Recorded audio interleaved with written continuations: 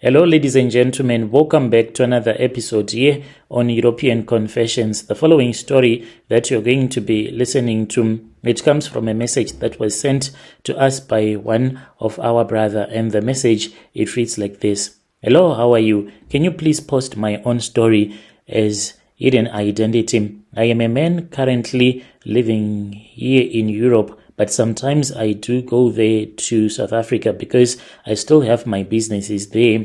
A lot of my money, it comes out of South Africa, and I got remarried again. But there is a woman whom I had to sacrifice simply because she was very stubborn, and she was the one who started with this war, in which I told her that there was no way that she was ever going to win such a war. She was supposed to play a part like she had promised me. And when I went to South Africa, I left my own family back in Nigeria. There were some problems between me and my wife. The thing was that I was a man who was born into a poor family, even though I was a hustler. I then met my wife, and then she loved me because I was okay. I was making good money. But when it came time for us to introduce ourselves to each other's parents, that was when I found out that her parents, they did not like me, not even one bit. They said that I was not that much educated, and they could not accept me as their son-in-law. And then that was when I thought that it was far much better for me to move down south, and I then went to South Africa. When I went to South Africa, I once had everything that I thought I needed. A family, a beautiful South African wife. She used to be loyal to me, but women, where there is money, if you give them an opportunity, they will show you their true colors. We had a good thriving liquor store in Johannesburg, but now whenever I go there, I feel so hurt because she had to die in order for me to keep that liquor store. It was my first business that I had, like a true business in South Africa. It haunts me, the memories that I still have of me and my late South African wife. I can only think about one thing that made me to do that. It was because of revenge, because of what she did to me. When I grew up, I was an ambitious young man. I had dreams of making it big, dreams that forced me to leave my country across many borders to South Africa. That was when I met her. She was beautiful. She was everything that I thought I needed. She was a South African, and I felt like it was me and her against the world. We fell in love quickly. She was working for this other popular supermarket there in South Africa. So I used to go there to the supermarket where she was working. Then I would buy my lunch there.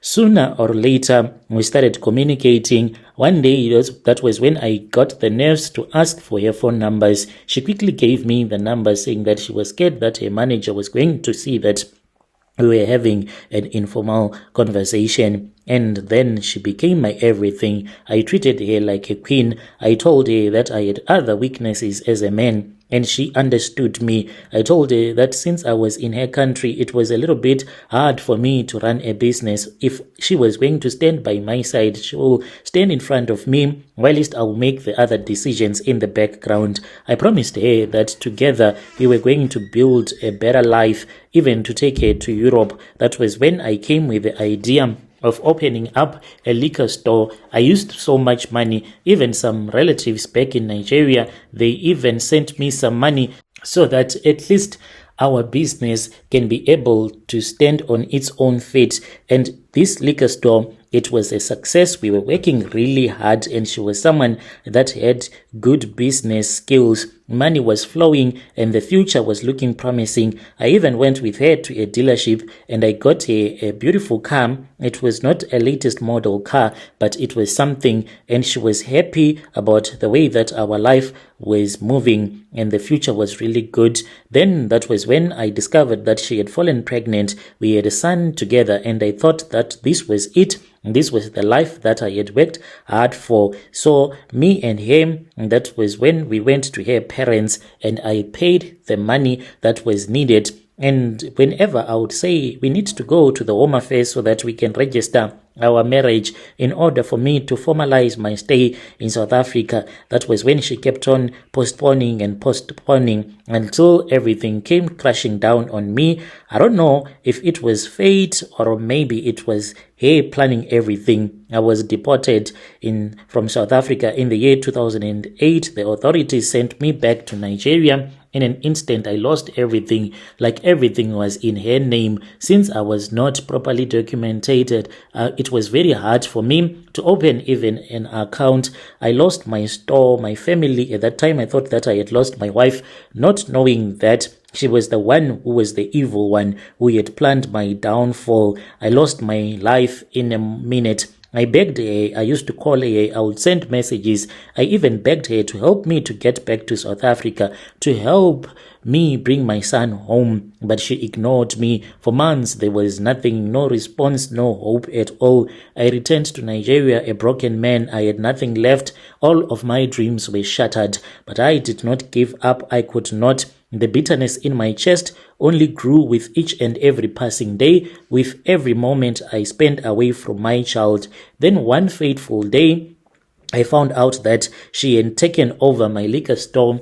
I was told by the woman that I then got married to, who used to be her best friend. One day she texted me and she told me that she was dating another man, and this man was the one who was running my business. It was really bad. I even felt my blood boiling. I could not stand it. That was when I approached these other guys that call themselves the Brothers of the Covenant. At first, I thought that it was all lies. And when I went there, that was when they told me that it was easy for me to return back to South Africa. And they told me that the reason as to why the woman whom I was speaking with, who was my wife's friend, was telling me everything that was happening in South Africa, it was because she had deep feelings for me. She was in love with me, and they could make her fall in love with me even more. And I proposed love to her, and she said she was willing to help me to find myself back to South Africa. And then that was when the covenant said that if I wanted to get my business, my son, and revenge on my South African woman, all that I could do was to help the covenant. The covenant wants me to sleep with 9 women a year. Each one will die after 3 years, like they all die in the 3rd year. The women that I would have slept with, expect for my wife, because they helped her as well. She was given a bracelet that she is never supposed to remove that protects her from the covenant. So that is what they promised me. I entered into the covenant even though I was not fully understanding the consequences. After I had returned back to South Africa, that was when this woman who had robbed me of my businesses, she got so sick and then she passed away the night that her family buried her. You know what happened? I was sleeping in my apartment. That was when I saw her. Her spirit walked in and she became a human being, and I slept with her corpse, her dead body. I slept with her for 3 nights, and then one day, it was in the afternoon, the dead body just disappeared. I told the woman that I am married to everything that happened, and she understands that each and every year I have to sleep with 9 women, and she does not mind. She gives me the space to do that because she knows that that is where we get our money from, and I have been spoiling her as much as I can. I am an occultic member, yet I used to be a good Christian man, but that woman who broke my heart, she brought out the demons within me. She is the one to be blamed. Dear listeners, right there was a message that was sent to me by one of our brother right there.